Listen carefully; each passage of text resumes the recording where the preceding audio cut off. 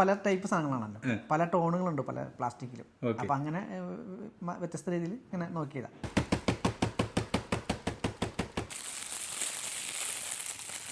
നമസ്കാരം, ESP മീഡിയയിലേക്ക് നിങ്ങൾക്ക് ഏവർക്കും സ്വാഗതം. ഞാൻ ഇബ്രു. ഇന്ന് എന്നോടൊപ്പം ഉള്ളത് ഒരു മിമിക്രി കലാകാരനാണ് ജിനീഷ്.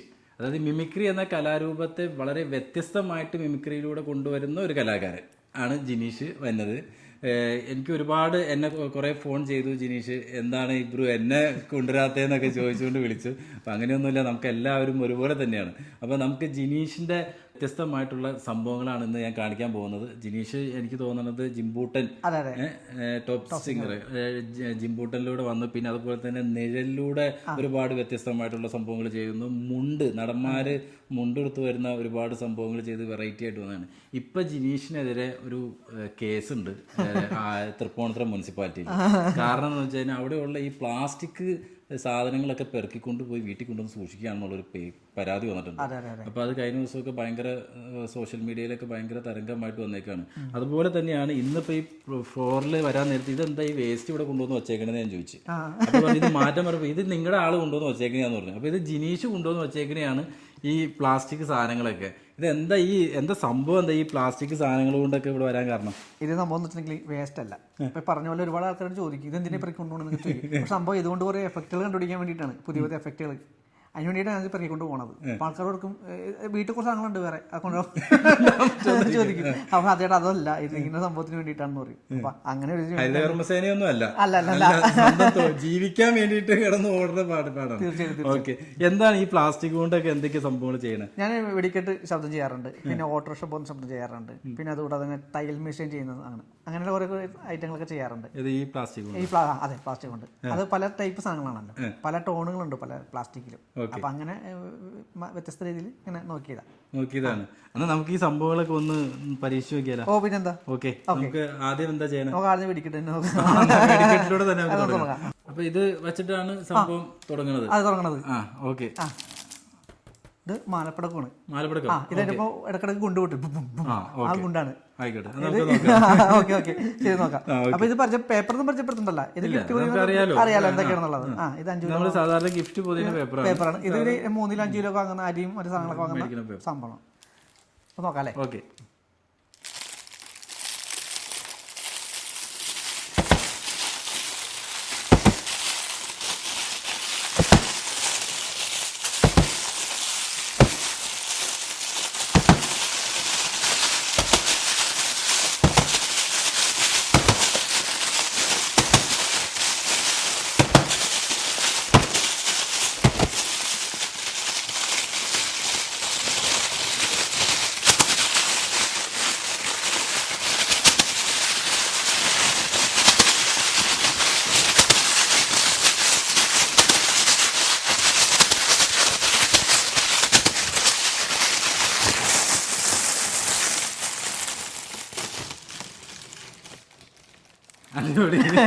അപ്പൊ ഇനിയിപ്പോ ഈ അമ്പലങ്ങളിലൊക്കെ പരിപാടിക്ക് പോകാൻ നേരത്തെ ഒരു മേക്ക് സെറ്റ് ചെയ്തിട്ട് റൂമിന്റെ അകത്ത് കൊണ്ടുവന്ന് എത്തി മതിയല്ലോ. ഭയങ്കര ലാഭമാണല്ലോ, കാശ് ലാഭമാണല്ലോ.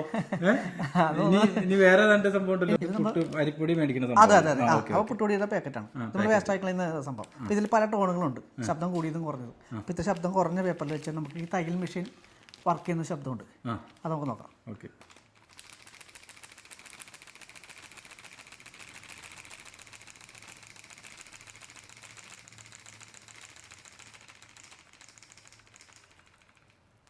ഓക്കെ, അടിപൊളി. സാധാ ഒരു പേപ്പറാണ്. Okay okay okay. ഇത് വെച്ചിട്ടാണ് അത് ചെയ്യുന്നത്. ഓക്കെ.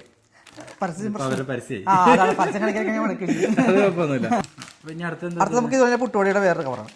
അപ്പൊ ഇതുകൊണ്ട് തന്നെ നമ്മൾ ഈ ആപ്പ ഓട്ടോറിക്ഷ പോകില്ല, പ്രത്യേക ശബ്ദമാണ് റോട്ടിൽ കൂടി പോകുമ്പോൾ. ആ ശബ്ദം നമുക്ക് നോക്കാം.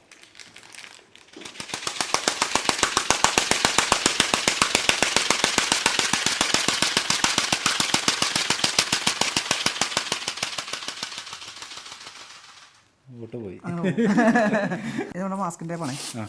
നമ്മൾ ഈ മാസ്കിൻ ടേപ്പ് വെച്ചാൽ നമ്മൾ എയറോപ്ലെയിൻ പൊങ്ങുന്ന ശബ്ദമുണ്ട്, പോയിട്ട് ഒരു 15 ശബ്ദമുണ്ട്. നോക്കാം. ഓക്കെ.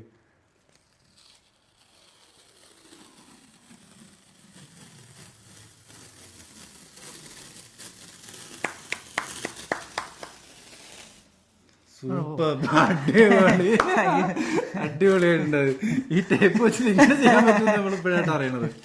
നല്ല സൂപ്പർ ആയിട്ടുണ്ട്. ഇനി അടുത്തത് നമ്മുടെ സാറിന് ഈ ജാമും അങ്ങനെ സംഭവങ്ങളൊക്കെ വാങ്ങുന്ന ഒരു ചെറിയ ടെന്നാണ്. അപ്പം നമുക്ക് ഇതിൽ ഈ പഴയ ലാമ്പി ഓട്ടോറിക്ഷയുടെ പോലെ ശബ്ദമുണ്ട്, അതൊരു പ്രത്യേക രീതി ശബ്ദമാണ്. അത് നമുക്ക് നോക്കാം.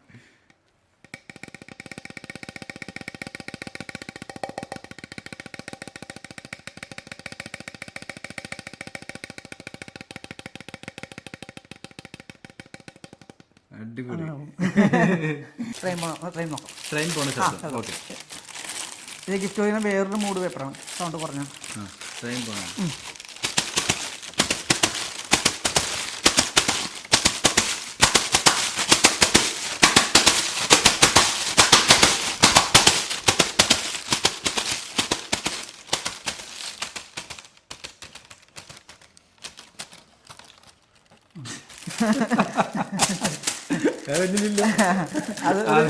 ഇതൊക്കെ ഒരു ടൈമിംഗ് ഉണ്ട്. ഇനി അടുത്തത് അത് ഇതുപോലെ തന്നെ നമ്മൾ സാറിന് പഞ്ചസാര വാങ്ങുന്ന വേറൊരു ടോണുള്ള കവറുണ്ട്, ഒത്തിരി കട്ടി കുറഞ്ഞതാണ്. അത് വെച്ച് നമ്മൾ ഈ മഴ പെയ്യുന്ന ശബ്ദം ചെയ്യാം.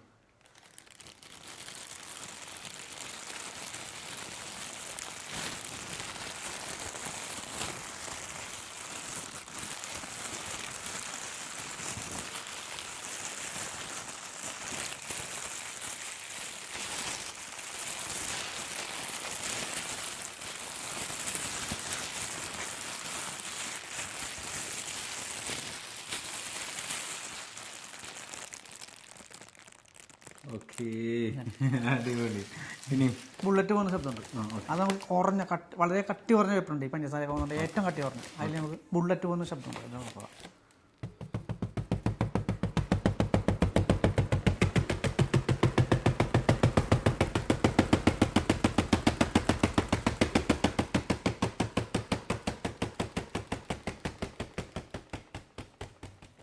അടിപൊളി. ഇനി സാധാരണ ഒരു ഫോം പേപ്പറാണ് നമ്മളിങ്ങനെ ആർട്ടിനൊക്കെ ഉപയോഗിക്കുന്നത്. ഇതിപ്പോൾ ഈ നമ്മൾ ഈ കളറൊക്കെ പൊങ്ങത്തില്ലേ ഈ വെടിക്കെട്ടിന്, അപ്പം നിലകളൊക്കെ പൊട്ടിയിട്ട് ഒരു സംഭവം ചെയ്യില്ലേ, അപ്പം അതിന് ശബ്ദം അത് തന്നെ ഇപ്പം സംഭവം.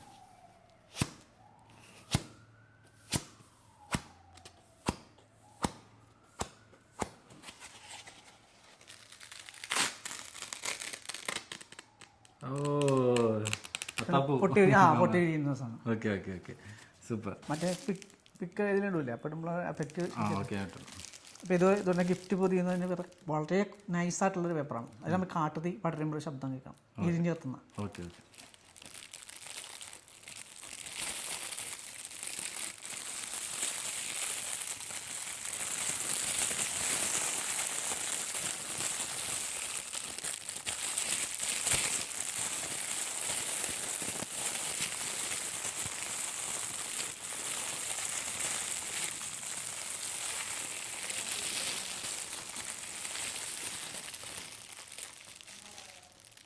ഈ കരിയിലേക്ക് കത്തി പോകുന്ന ഒരു സംഭവം. ഇതാണ് ഈ അടിപൊളി. കുറെ പ്ലാസ്റ്റിക് സംഭവങ്ങൾ കൊണ്ട് കുറെ സംഭവങ്ങൾ നമ്മളെ രസിപ്പിക്കുന്ന രൂപത്തിലാണ് വന്നേക്കുന്നത്.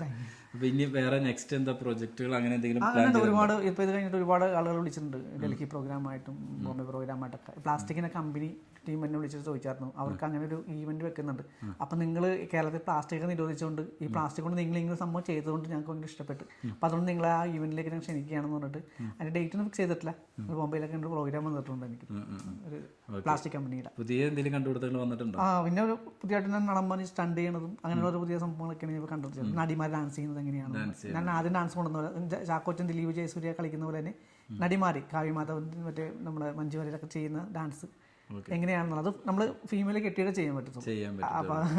ജിനീഷ് ശരിക്കും പറഞ്ഞ ഒരു സാധാരണ ഒരാളല്ല. നമ്മൾ കോപ്പി റൈറ്റിംഗ് ഉള്ളത് കൊണ്ട് കുറേ സംഭവങ്ങൾ കാണിക്കണില്ല. കാരണം മ്യൂസിക് ഇട്ടിട്ട് പാട്ടൊക്കെ ഇട്ടിട്ട് കുറേ സംഭവങ്ങൾ ചെയ്യുന്നുണ്ട്. അപ്പം ജിനീഷിൻ്റെ അങ്ങനത്തെ പ്രോഗ്രാം കാണണമെന്നുണ്ടെങ്കിൽ ജിനീഷിൻ്റെ നമ്പറിലേക്ക് വിളിക്കുക.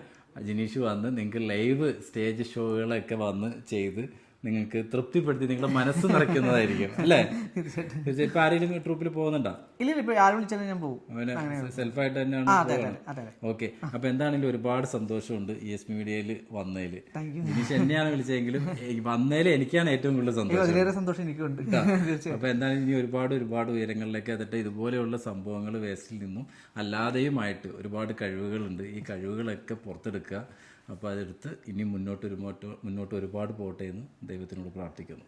അപ്പോൾ നിങ്ങൾക്ക് ഈ വീഡിയോ ഇഷ്ടപ്പെട്ടെങ്കിൽ തീർച്ചയായിട്ടും സപ്പോർട്ട് ചെയ്യുക, ഞങ്ങൾക്ക് വേണ്ടി പ്രാർത്ഥിക്കുക. തൽക്കാലം ഇവിടെ പറയുന്നത് നിങ്ങളുടെ സ്വന്തം ഇബ്രു.